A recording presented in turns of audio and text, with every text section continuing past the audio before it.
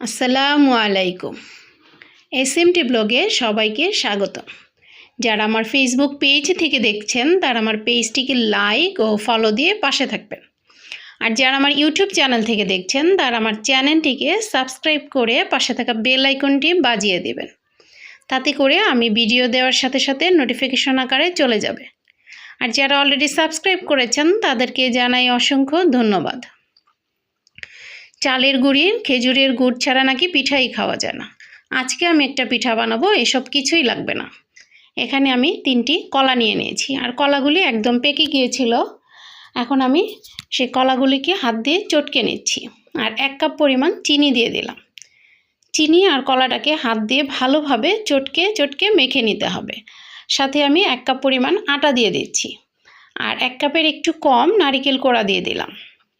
এখন সবগুলো উপকরণকে আমি হাত দিয়ে ভালোভাবে বেশ কিছুটা সময় ধরে চটকে চটকে মেখে নেব। এই তো দেখতে পাচ্ছেন আমার মাখানোটা হয়ে গেছে।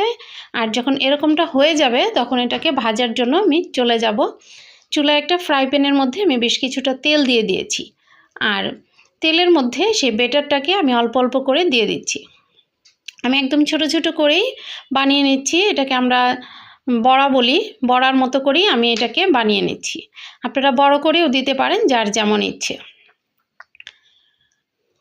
এখন আমি পিঠাগুলিকে উল্টিয়ে পাল্টিয়ে ভেজে নিব।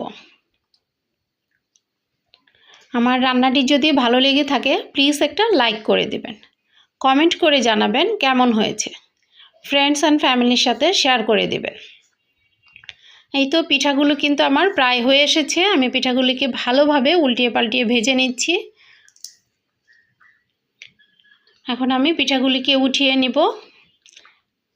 দেখতেই পাচ্ছেন আমার পিঠাগুলো একদম ব্রাউন কালার হয়ে গেছে।